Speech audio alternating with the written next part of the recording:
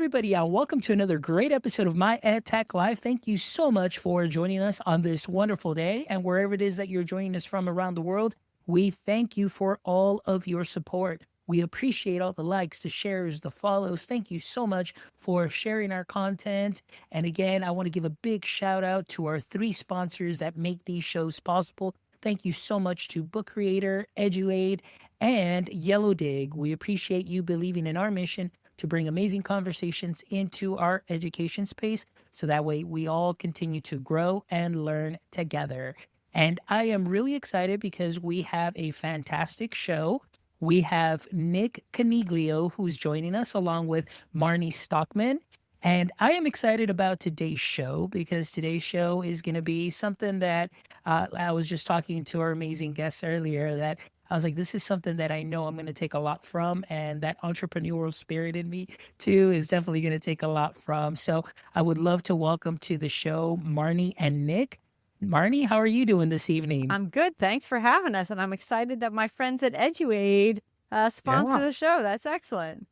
Yes. Nick, how about yourself? I am almost perfect. Almost perfect. I'm doing great. Yes, excellent. And I do want to give a big shout out to Scott, who connected us. So big shout out to my brother, Scott. Thank you so much for making this connection. But let's go ahead and dive in because there's definitely a lot that I want you to share and amplify and talk about your amazing book. So we'll start off with a little bit of an introduction and context. So we'll start off with Nick. So Nick, can you give us a little brief introduction and what your context is within the education author space? Absolutely. Well, I'm guessing a little bit outside the spectrum of your typical guest, but I started my career as a computer programmer of all things.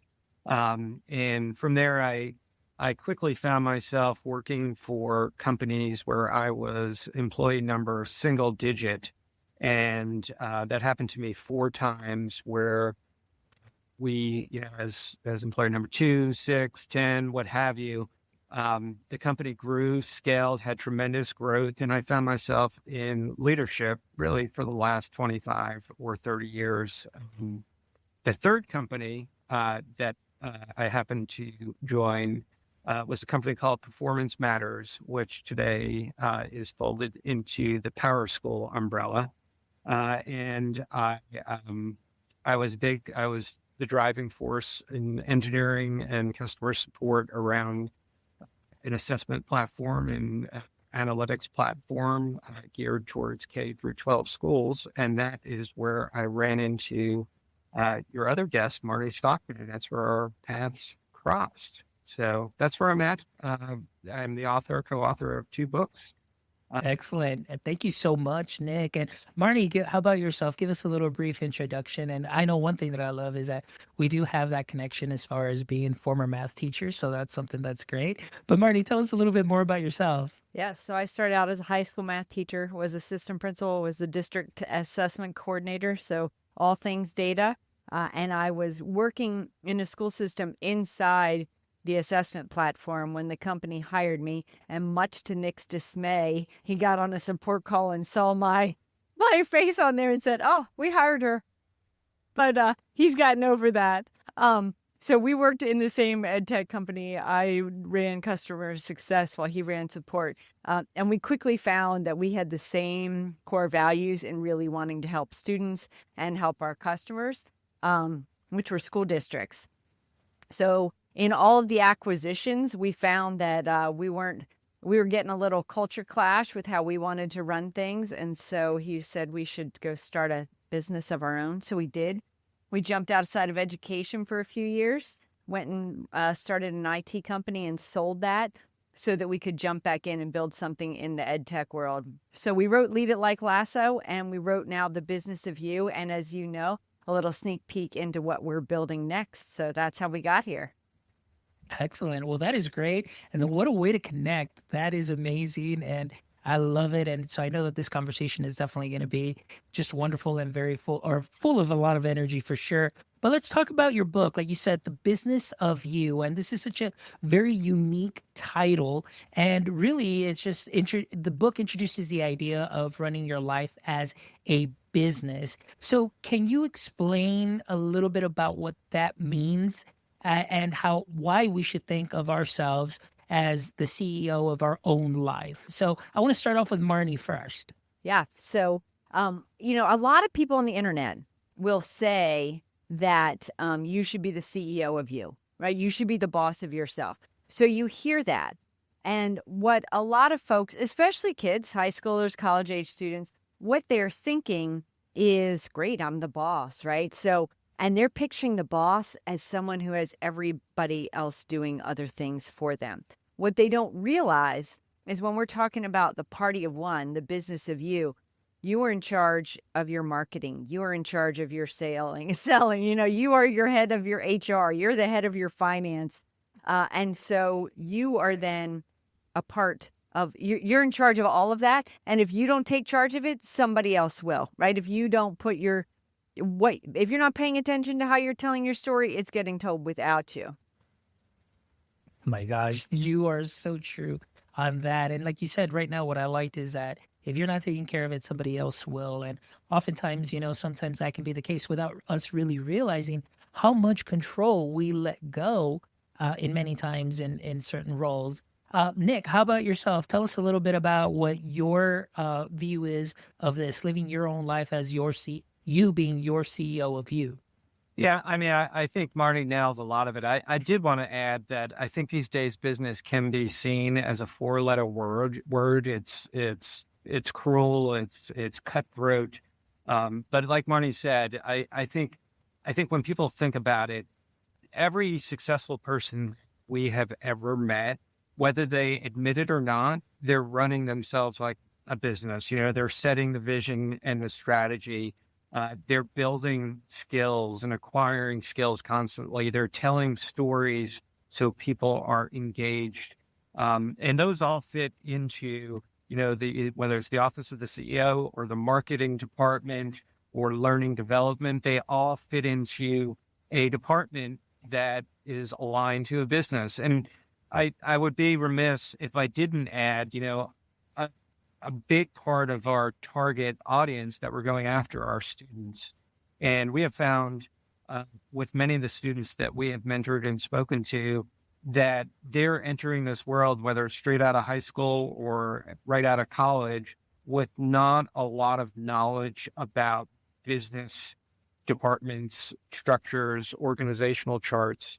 And we kind of had a little bit of a goal to introduce them to that. So they were comfortable understanding, okay, this is what a marketing department is responsible for. This is what research and development or learning and development or finance.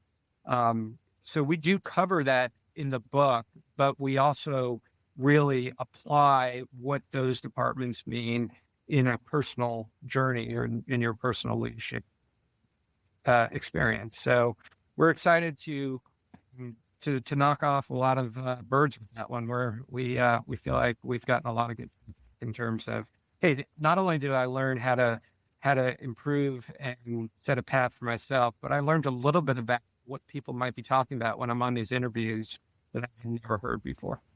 Yeah.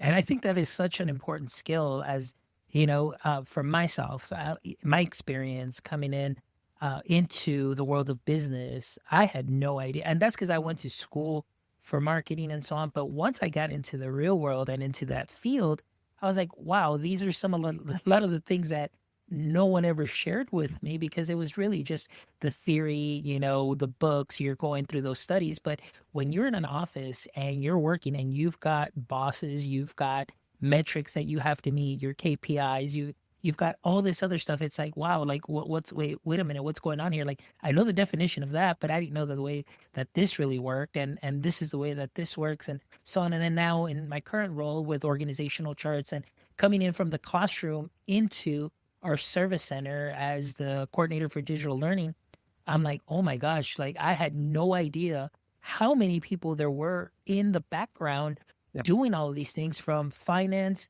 Of course, you've got the superintendent side, you've got the curriculum side, you've got the special education side. And that org chart is extensive. And I think that what you hit on right there is something that is very important, that I know that, of course, the finance, the math, and all of that is very helpful. But I think navigating that space, and like you mentioned, having just a little bit of that knowledge of what it means in an interview when they're talking about, a KPI or performance indicator and things of that sort. That can definitely help, an interviewee go a long way.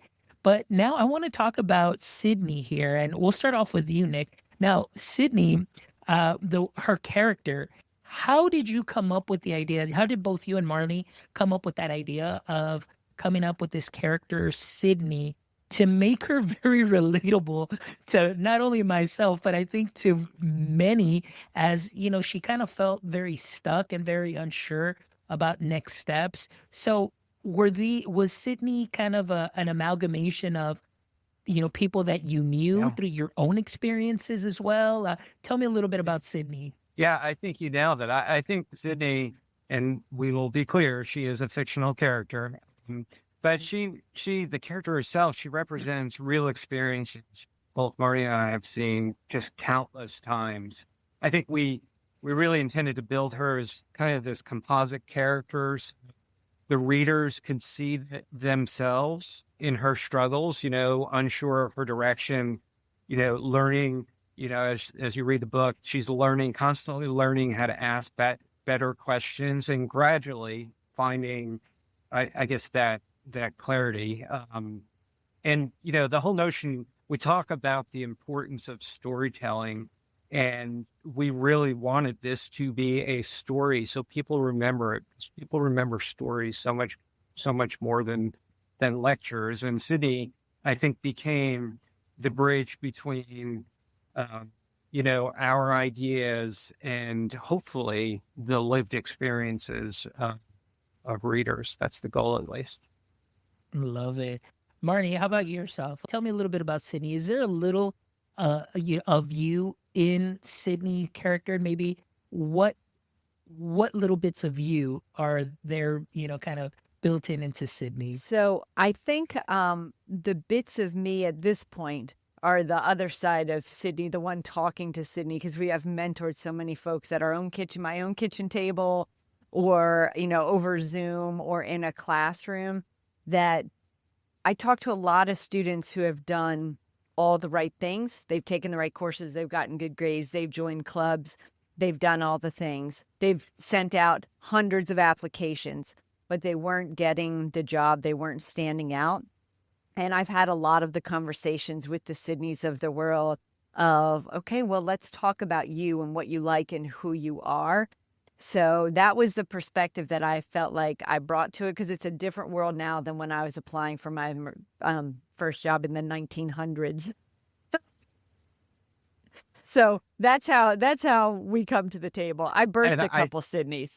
I think what Marnie also should say, and I don't know why she's not saying it, one of those people was my son, Connor, who at the time was maybe 19 or 20 years old, who had that GPA of, he was 4.3 in high school. He was 3.8 at the University of Georgia. He had a job in the Career Center. He was in a business fraternity. He was doing all the right things, but you know what? He was struggling to get an internship and stand out in the crowd. And if you ask Marnie and I, although we spoke to dozens and dozens and literally hundreds, and Marnie through education, thousands of people, it's that one story that probably, along with her children, probably really was the tipping point for us to actually write this book and have Sydney become the character that she actually is. Yeah. Something that's very unique about this book, I think, personally, is just the way that you are using Sydney to, we're going through this journey, but you're learning along the way. And it's not just a book of like, here are 10 chapters, just follow this. And you're just, I guess, just talking to the person. But now it's that storytelling aspect. And this is something that I absolutely love in education, that I always did in the classrooms. And even now, it may not be maybe a glamorous job to many, but doing the district assessments, I mean, just still being able to tell a story through that data when I have to present it, to me, is something that's very important, because I want to make sure that we capture everything. So I think that this is something very rather unique, that as opposed to having a lot of the books that I have here where somebody's just telling me what to do, chapter 1, chapter 2, follow this and so on. But just to be able to relate, and you're following this character, and as the plot continues to move forward, it's like, oh, I went through that, or I've gone through that, or wait a minute, wait, that might come up. And if that comes up, now I've got that little knowledge nugget that I can carry around with me and sprinkle it onto what I'm already doing great, and just to continue to move forward and grow. And I think that's something that is wonderful that I love about this. Now, let's start off with you, Marnie. I want to kind of change a little bit here, some of the themes and lessons that I kind of picked up on. And one of my main things that I love is just personal branding in the book, and the importance of personal branding. So talk to us about, some advice about personal branding that you share here through Sydney's story that would be very useful not only to our youth, but even us as adults in the education space. How important is personal branding to us? So it's interesting because you just talked about how you appreciate that this is a story, and branding really is how your story looks in the real world. What's interesting is a little stat for the data geeks on the call, which for the record is all of us, is that storytelling is 22 times stickier, more likely to be remembered than just facts. 22 times. So when you're thinking about your own branding, you're looking at what everything that's out in front of you is telling about your story. So we mentioned at the beginning, you are your own chief marketing officer. And if you don't put the right story out there, that story will be somewhere else, right? So whatever you have on social media is telling a part of the story, but that's not all of the story. One of the things we talk about is in your HR department, one of the pieces that's most important to set up and establish your branding is to really understand who you are. And what we find is that students really lack confidence in understanding themselves, and that is what's holding them back from being able to tell their story. They don't understand truly what their values are in a way that they can express that.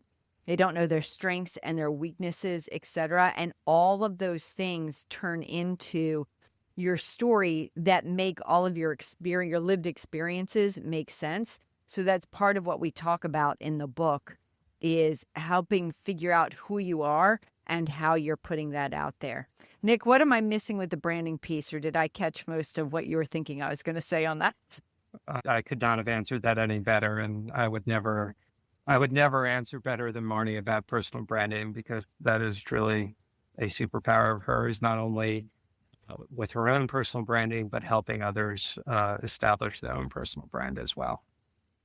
I think I want to highlight something that is here in the book, if you don't mind me sharing. But I know here it says here, your personal brand is the story you tell the world about who you are and what you offer. And if you don't craft that story intentionally, people will assume one for you. Yeah.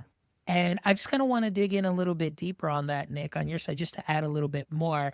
I mean, how has this that I read from the book, is there something that you can remember from your 30 years experience in EdTech and working, with companies? How important has this been, or maybe an experience that you've had with personal branding and making sure that you control what the narrative is? I'll talk about myself, my personal story first. And I will say that, I mentioned at the outset that I was a programmer, and I met all the stereotypes of the programmer, meaning that I sat in a closet, I drank Coca-Colas, I was very introverted, I did not like to talk to people, but I was really good functionally at what I did, and I ended up getting promoted, a number of times when I was very, very young in my career, and I didn't have any notion about a personal brand at all, none. And I didn't want to, because I didn't like, I wasn't comfortable talking to people. And at the end of the day, what that really came across to most people that I was working with that ended up working under me in the leadership position was that I was more cocky. I was not a team player, right? I was very quiet, but that didn't mean necessarily that I wasn't a team player or that I was cocky. And it took a while for me to realize, and that was like a spiral. All of a sudden, it started, getting out of control. Where, I felt like I needed to know all the answers, and I, of course, didn't. Nobody knows all those answers, right? But it just kept on feeding off of each other. And it wasn't until I really started getting comfortable on who I was, which is the fact that I'm somebody who listens a lot, and it takes me a while to process things and respond, because I want to do so in a very thoughtful way. And I felt like I had to put the time in to demonstrate that, and that's ultimately what I did.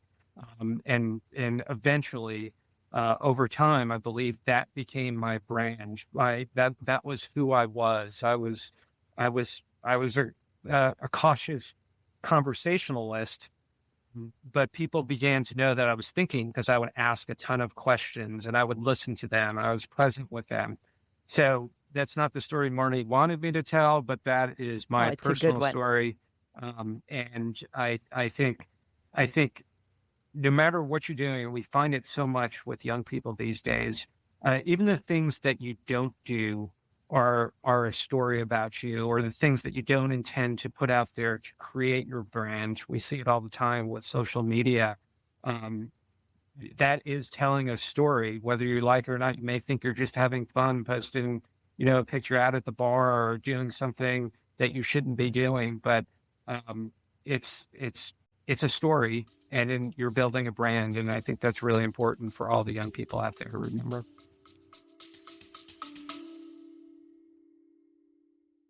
Howdy, y'all. It's Farmer Fobbs from Book Creator. Now listen up, partner. If you're wrangling lesson plans and trying to keep your students engaged, I got just the tool for you.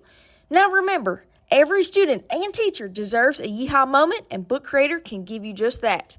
Book Creator makes it easy to get your students creating, collaborating, and sharing their ideas all in one place. Book Creator turns any classroom into a digital frontier, whether it's interactive notebooks, portfolios, or good old storytelling.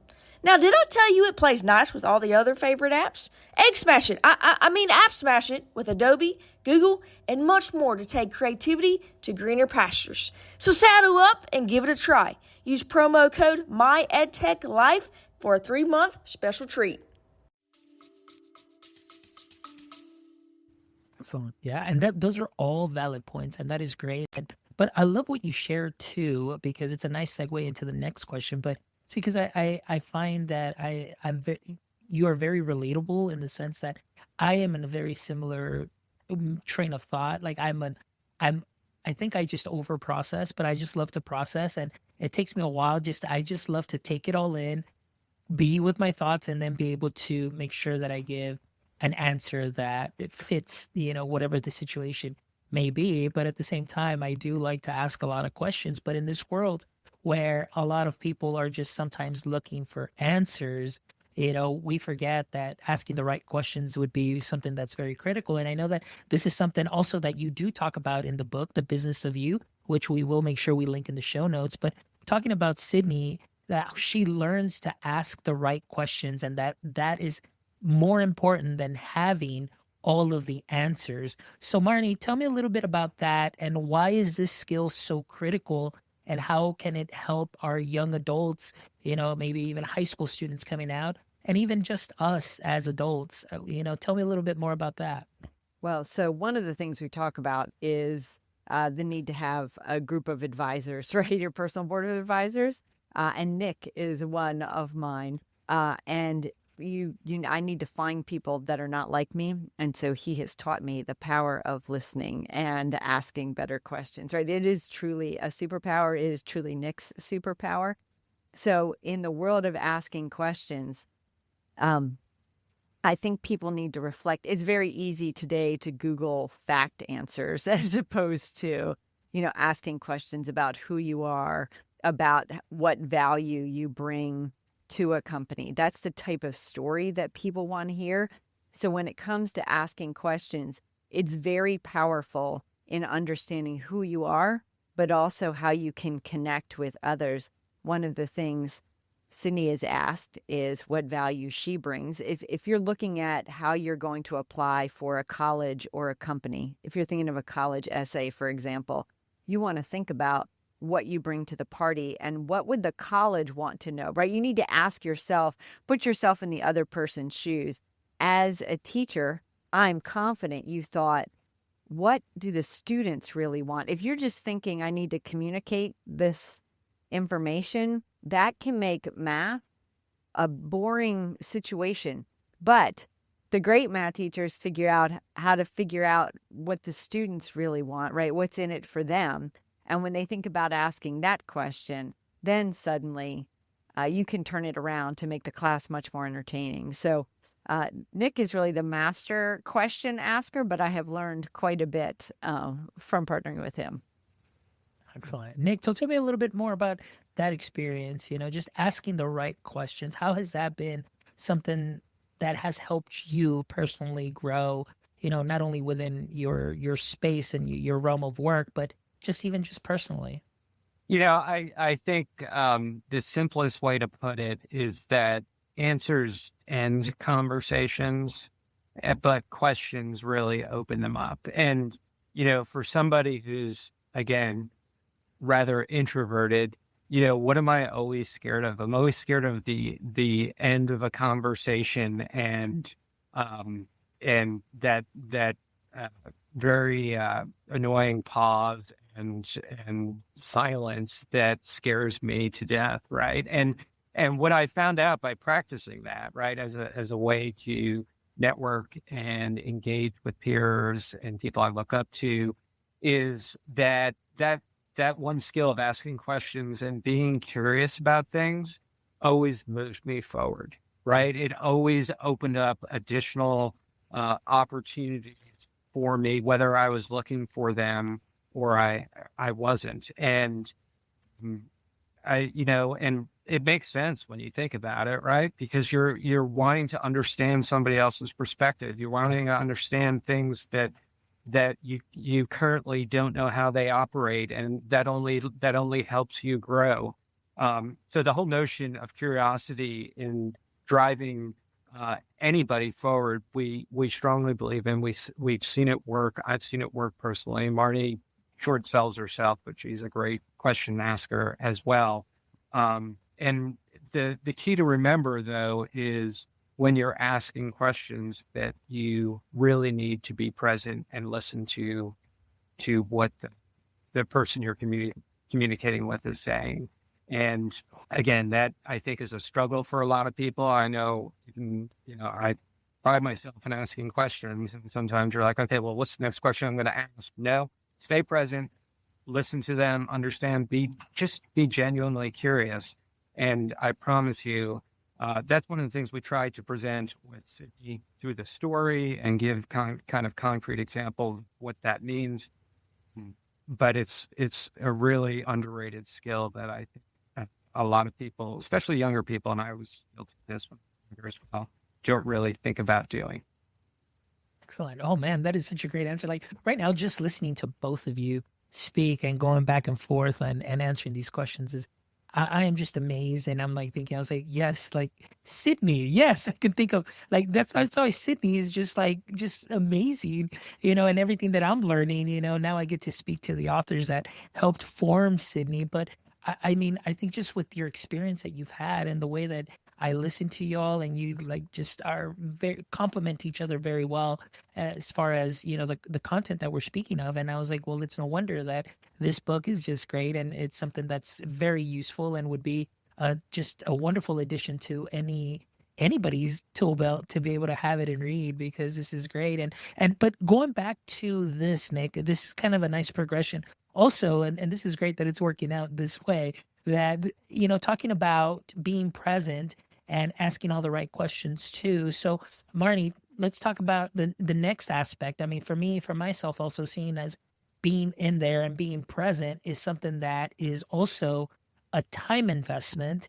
And I know that that is something that is one of our most valuable resources. As a matter of fact, here within the book, it says it's not just money that's one of the most valuable resources, but it's that time and energy. So how are we using our time is something that is very detrimental to as well. So let's talk a little bit about that. How might we take some steps to audit our time and to making sure that we're spending it on what truly matters? Yeah. So I gave a graduation address to local high school this spring, and I went through a few of the departments, and I said, if you're the chief financial officer, would you invest in you? Would you invest in your habits and your work ethic? And when you think about that, think about where you are putting your time. And it was interesting because, I talked through 5 departments, but when I said that line, I definitely got, you got a reaction from the students. They were like, oh, all right, she's going to hit it hard. We're not just going to get jokes out on the stage today. And so really to encourage folks to say, every single thing you're doing is investing in yourself. So are those 10 hours of doom scrolling, is that a good investment in what you're preparing yourself for, right? Is what you're doing working to help you accomplish your goals? So when students start thinking about that, a lot of folks in the business world or even in education will say, oh, I'm busy but not productive. Well, are you doing the right things to accomplish your goals, or are you just checking boxes? I've worked with a couple college students recently that had not heard of the Eisenhower matrix, which is when you chart important tasks versus urgency of tasks.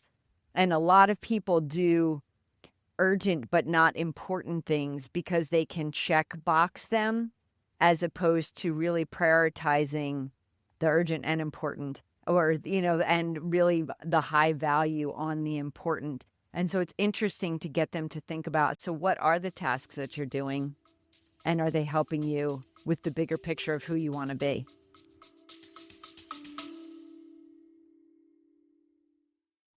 The way we learn is changing. Are you ready to transform education? Welcome to Yellow Dig, where learning isn't just another assignment, it's a conversation, a movement, a game changer. With Yellow Dig, students engage naturally, sharing ideas, exploring concepts, and driving conversations that matter. No forced post, no busy work, just real learning. Educators, you'll see the difference. Higher engagement, deeper understanding, and a thriving community of learners who want to participate. From higher ed to workforce training, Yellow Dig fuels curiosity, collaboration, and connection inside and outside of the classroom. The future of learning is here. Are you in? Yellow Dig, connecting minds and igniting possibilities. Oh, I love it. Nick, is there anything that you'd love to add to that? Talking about time and how to invest it properly.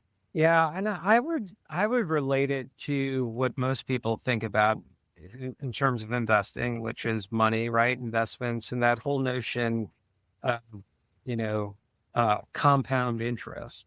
I think it's really important to invest in things that do compound. They multiply the more and more you do it. Things like, learning or your health or relationships. Those things, they pay back 5, 10, 50, 100x when you consistently and you put the time in to do those things. But if you're spending, your time on things like social media all the time, or just reviewing emails or scrolling the internet, those are the things that really depreciate over time. So it wasn't by accident that when we talked about the office of the financial officer, we weren't really talking about money at all. And believe me, I think financial literacy is critically important, especially for younger people. It's a book in and of itself. But when we think about finance, we think about time, and I think you should really think about those things that compound versus those things that depreciate. And we all know what they are. We absolutely 100% all know what they are. But what's hard to do is the self-reflection, and we talk, and Sydney does this, right? It's really to say, okay, all right, where actually am I spending your time? Because, although we kind of know, until you see it on paper, if you start to log it, put into a diary or a log or something to that effect, that's when it really jumps out at you. And out of the 14 hours I was awake today, I was spending 12 of those hours on things that depreciate very quickly, when I could have been working on something that can compound and make my journey so much better, both in the short and the long run.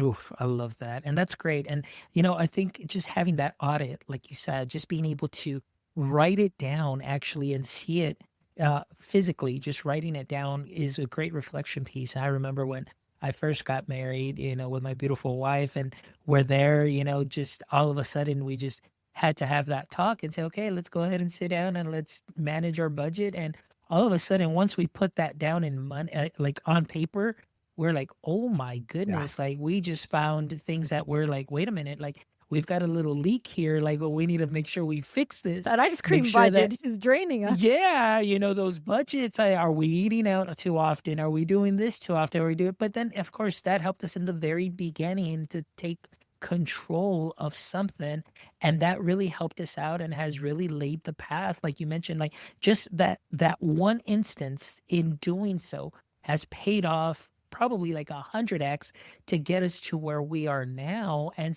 we still follow a lot of those same principles now, and that has really helped tremendously. So even just with time, that many people may say like, oh, I wish I could do this, I wish I could do that, I wish I could do this. It's like, well, what are we investing our time in? And sometimes just putting that down on paper, that could be very scary, and being like, oh, I was just on social media for like 5 hours on a Saturday. What could I have done on those 5 hours to maybe, get back 10x of whatever it is, or pursue, a different career, or pursue just betterment, professional development, things of that sort. So I think that's something that's great and important, and which also kind of brings us back to one of my favorite things to talk about. For myself, and I've shared this story many times on the podcast, but many years ago when I was teaching in Arizona for 1 year at a charter school, and that's where I met a Marine. And I don't know, I don't remember what the conversation was, but he mentioned improvise, adapt, and overcome. And I took that to heart, that from that moment on, in my teaching career, and even now, in what I've been able to accomplish in education and through education, those three words have been so important to me, because you have to adapt, because sometimes plans may not go according to plan. That's a very, very repetitive there, but it does happen. And to have the ability to adapt, it's something that not many people may have, and it's something that I think is something that is very critical, I think, not only for ourselves as adults, but even our young learners and, people coming out of high school and college, to be able to do that. So I want to ask you a little bit about that, as far as, when we'll start off with Marnie. We know that challenges happen, and in being in the world of education, we know that it's a constant change, and that we have to just continually improvise. We have to adapt. So how important is it for us to have that skill set, or the skill of adaptability, to meet our long-term goals? Oh, critically important, because otherwise you will just let any failure derail you completely. So, and growth happens in the failure, right? The learning happens in making the mistakes and trying. So, two things come to mind. One, you have to do the work when you have hit a struggle. It's the work through that struggle that will help you grow. But the other piece is, if you are just following the path that is laid in front of you instead of designing your path, you may not even know where you're heading. If you are more likely to put a vision out in front of you, Nick mentioned at the beginning, of where you want to go and how you're going to get there, when you hit a bump in the road, you can still recalibrate and get back on target, or maybe decide to change the target. But what won't happen is it won't cause a spiral that'll help you, just, a downward spiral, because you realized that, okay, something's got to give here, and I need to figure this out. And that's what happened when people just plod their way following the path that's right in front of them. they're just not learning to lead their own life, which is really something we really highlight, right? It's the third bullet on the cover, lead your life. So that's what adaptability will get you, the ability to actually lead your life instead of just blindly following a path. Excellent. And Marnie, I think you're a great example also of just adapting. I mean, being in education from going from math, then of course district assessment, and then principal, and then now author, and then of course building now in the ed tech space. I think, I mean, I'm sure there's definitely you have to maintain a lot of flexibility and adaptability to navigate this space. And Nick, also like you mentioned, with your experience, 30 years, in this space. I mean, I can't even imagine how much or how critical adaptability is for you. So tell me a little bit about yourself and the importance of adaptability, through your experience. As Marnie would say, critically important. I think planning is very important, but being too rigid is dangerous. I think, I think we have to go into it with that mindset that we're going to have to adapt. I mean, quick story.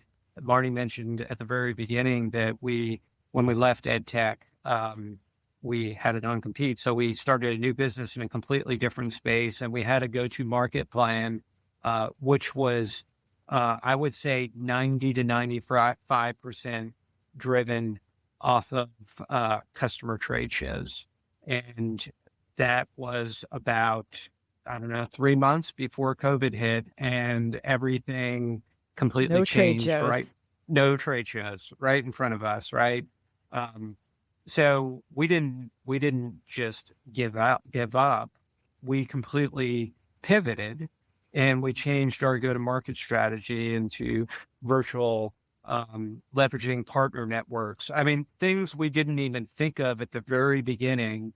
I think some things we had on the periphery, but we completely changed our model, but we had the same vision for our product and the company of what we wanted to be. We were building a company based off of core values. We knew that we wanted to become the customer success platform of this IT industry, and we knew we were going to listen and get the right feedback. But the way we had to engage with our clients and prospects was completely different than anything we ever imagined.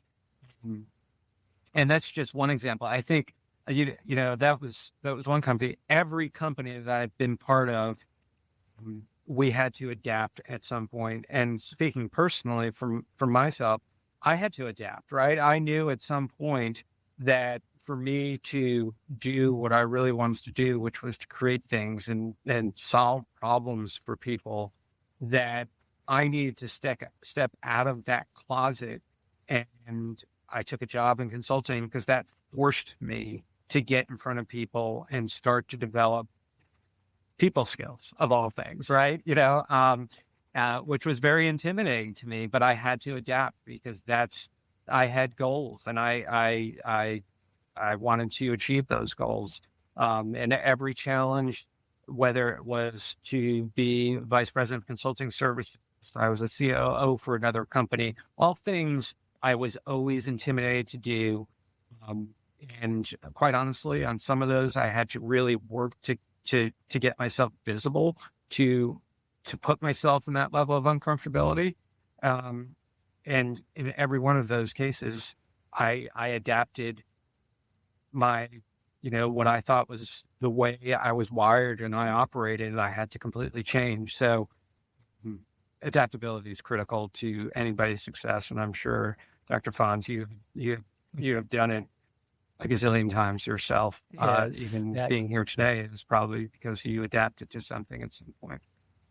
Excellent. Yes, absolutely. And I think that's such a critical skill. And now going into adaptability, I know that this is something that Sydney learns also throughout the story. But I want to kind of start talking and shifting the conversation to the next main character that caught my eye in this story, which I think is something that is great, and which is Blue. So Marnie, we'll start off with you. So I know that you mentioned here that Blue was created to help people in designing their own path. So tell me a little bit about just the inception of Blue. How did that come about? So it's interesting because Blue, actually, the idea for Blue came first. So Blue is the app that we are building that will help gamify this, you running the departments of you, figuring out who you are, etc. So we were actually sitting in an airport and said, we're going to start writing the requirements for this app. How can we build an app for students to help them figure out who they are, tell their story, etc. And as we started defining what they would do in the app, we said, this feels like we're writing a story. Nick then used the restroom that was right behind the gate that we were sitting in. And he came back, 60 seconds later and said, I think you had a terrible idea. And I had a terrible idea while you were in the bathroom. And he said, yeah, I think we should write a story. So that is how the Business of You, the book, came to be. But Blue is the app that we are building that will help students personalize this self-learning, gamify their own growth. I was just going to say, we like to think of it, I'm not sure if you're familiar with the Duolingo app, right? The app that, where you can learn different languages. We feel like it's going to be, the Duolingo app, like for personal development, filled with gamification, fun to use. She talked about writing down and auditing your time. Well, that will be done in the app through some sort of gamification process, identifying who you are, what your values are. We're not going to just give you a blank form. We're going to give you thought-provoking games, bracket challenges to understand your values, to understand what your kryptonite is or what your strengths are. And then we're going to take that, we're going to learn from it, and we're going to say, hey, we know that you're about to apply for college. Let's think about this. This is your story. These are your strengths. This is where some of your weaknesses are. Here are some ideas and concepts that you might present for an essay for your college application, or you're going to a networking event because you're in college. Here are some topics that you might want to think about bringing up to that complete stranger as you're trying to meet new people. So we're super excited. It comes with experience points and streaks and all the fun things that young people like in apps. And we're super looking forward to later this year when it's available. Excellent. And I think that is something that is truly unique. And I think there's something that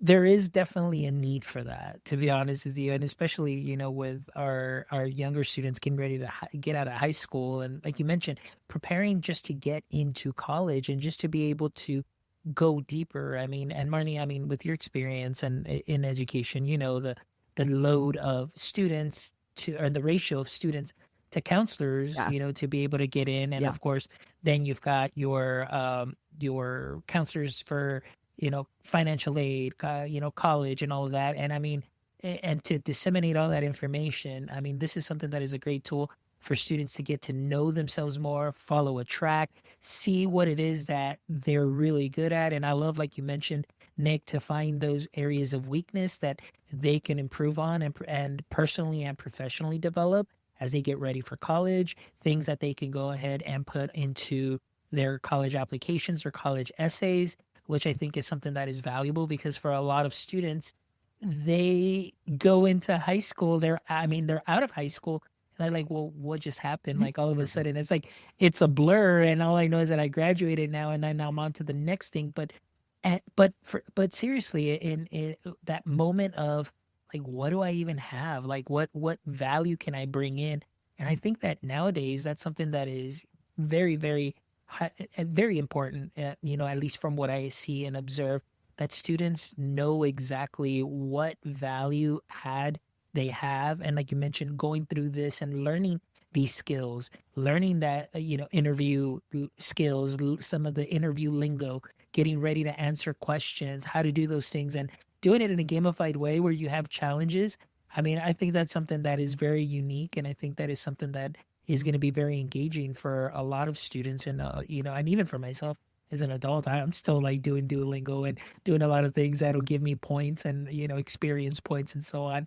And I think that's something that is great. And I can definitely see that being used, at least through those offices of, college, those college prep courses and things of that sort. That would be something fantastic. And now you said the app, Marnie, you're saying that this will be available approximately when? So we're hoping at the end of the year, and you kind of nailed it when you talked about guidance counselors. So we have a lot of folks, in advisory periods or guidance periods. They need some help because the workload, you've got 400 students there trying to get to graduate and get college essays and letters of recommendations. So yeah, we're hoping to have some beta folks that we can work with. Nick, anything else on the timing other than, we're aiming for the end of the year? Yeah, we're aiming hopefully a bit sooner, but we're trying to be conservative with that. I guess we have a working prototype of it now, and we just want to make it right. Excellent. Well, that is wonderful. And I know in the book, there is a link that is available too to be able to be on the wait list for this. So that is something that is great. And I know, like I said, I am going to put the link here to the book, and then that way they can reach out or purchase the book. Also, of course, for your information, Marnie and Nick, and that way they get to learn a little bit about Sydney and her journey, which I know is going to be something that's very relatable, as it was to myself and even to us here as adults, just talking about all those serious skills that even today, I mean, we're still using. And if it wasn't for us really equipping ourselves with those skills, who knows, maybe the path might have been a little bit different, where one of us wouldn't be here on this podcast today. But I'm glad that our paths crossed. And of course, like Nick said, because of that adaptability and flexibility, we were able to connect and be here this evening to have this amazing conversation.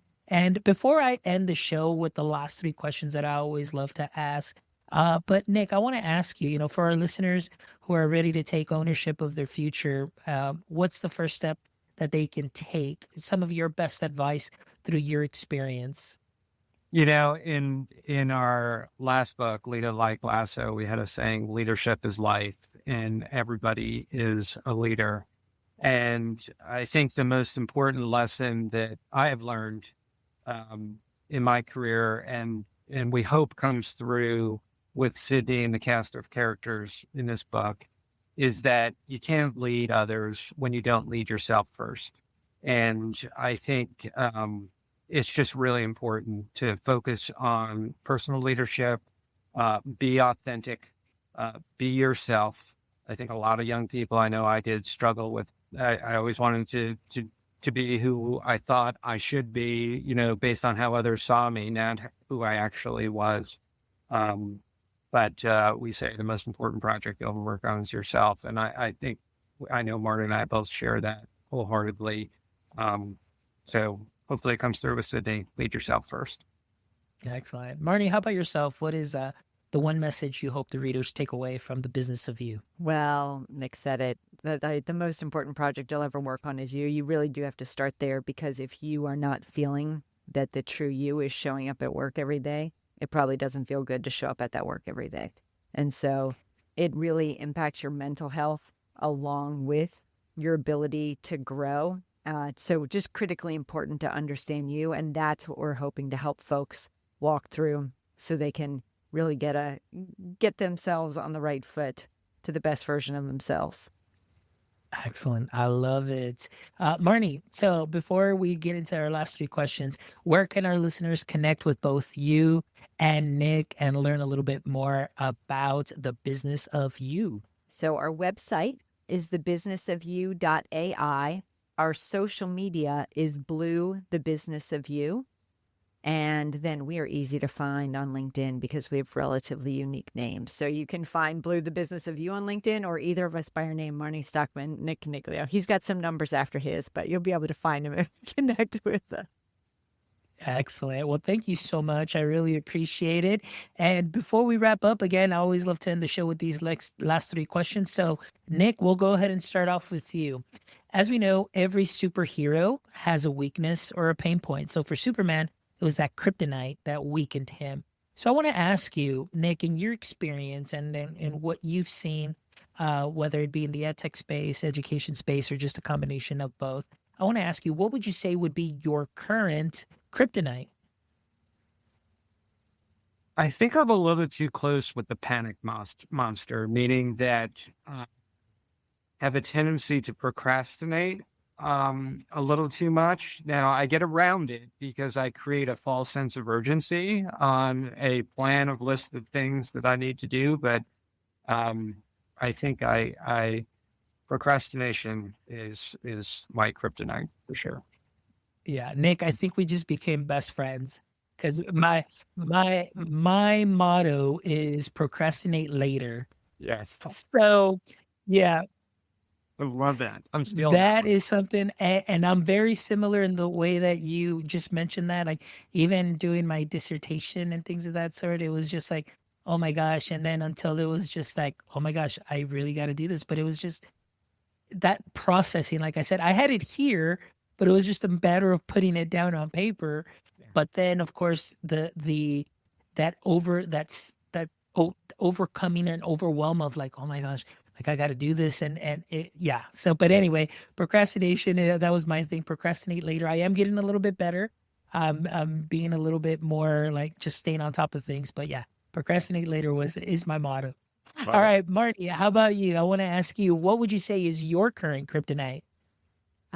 So it's interesting because I always say I hate filling out online forms with a white hot passion, but that stems from the fact that I don't like someone like the loss of control as somebody else's emergency suddenly became my emergency.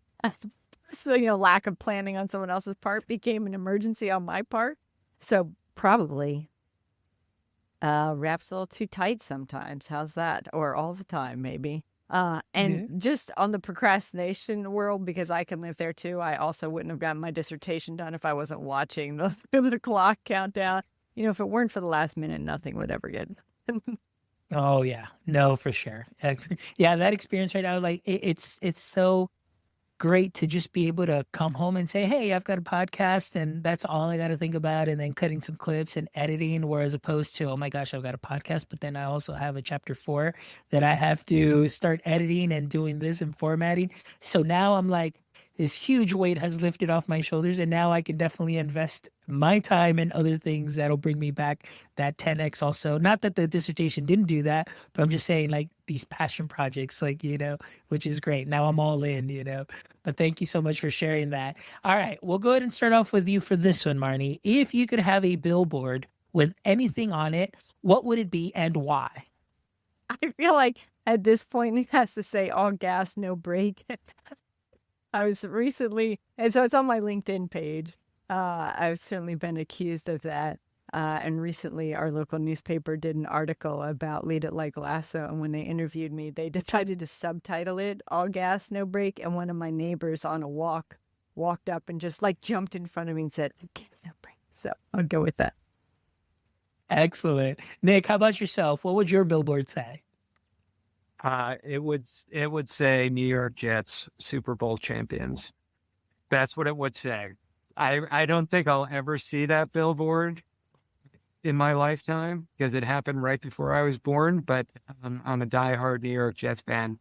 Now, if we want to keep it a little more on terms with the conversation, it would be stay curious, stay kind. That's what it would be. But I'm a diehard Jets fan. I heard you say earlier that you're a Bills fan, and I'm envious. Dr. Fons, so I'll just say that. Excellent. Love it, Nick. Well, hopefully we'll definitely see that billboard. I was like, we got to always remain optimistic no matter what. That's right. And hey, we got to just keep it that way. But I love it. All right, my last question, Nick, this one, we'll start off with you first. If you could trade places with a single person for a day, who would that be and why? So I'm going to keep the sports theme because I love to compete and I love the sport of golf. And I think I would like to be Scotty Scheffler on Sunday of the Masters tournament. And I'd find a way to lose it. But I would love to feel what that pressure would be like, because if you want to talk, we talked about adaptability and problem solving earlier. The level of adaptability you have to win a golf tournament just simply is mind blowing to me, because I can't even do it as a recreational golfer. So, yeah, I'm sorry, I'm no fun on these games, but that's my answer. That's my Hey, honest it's a answer. great answer. Hey, Yeah. solid answer, valid answer. Great. Thank you so much for sharing. Marnie, how about yourself? Who is the one person that you would switch places for a day, or switch places with for a day? So it's interesting because I would have picked sports too. I was thinking Carrie Walsh. So she was the um, Olympic gold medalist, beach volleyball player. I'm about 8 inches too short to be a professional beach volleyball player, but I do love volleyball. And first, my students would always ask, like, Miss Stockman, if you could change one thing about your body, what would it be? And I would always say, I'd love to be able to jump higher. And I don't think any of them thought that that's what I should be picking. But so Carrie Walsh, yeah, I think same thing with Nick. Also, I'm a competitor.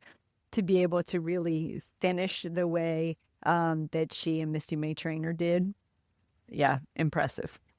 I mean, I remember them from many years ago and they just dominated. Yeah. I mean, I was just like, wow, what a duo. So, yeah, excellent. Well, great choices. Marnie and Nick, it has been a pleasure. It has been an honor to have you here. I am just so thankful. Again, big shout out to our friend Scott for making this happen. This conversation definitely has filled my bucket and has definitely allowed me to really take down some notes and just something to reflect on for myself. As we all know, like I mentioned, this is my solid PD that I get to share with everybody. And so thank you so much for being part of my EdTech life. And for all our audience members that are checking out this episode, please make sure you visit our website and visit at www.myedtech.life, where you can check out this amazing episode and the other 335 episodes, where I promise you, you will find a little something that you can take and use and sprinkle onto what you are already doing great. And again, a big shout out to our sponsors, Book Creator, Eduade, and Yellow Dig. Thank you so much for believing in this mission to bring some amazing guests and amazing conversations into our space. And my friends, until next time, don't forget, stay techie.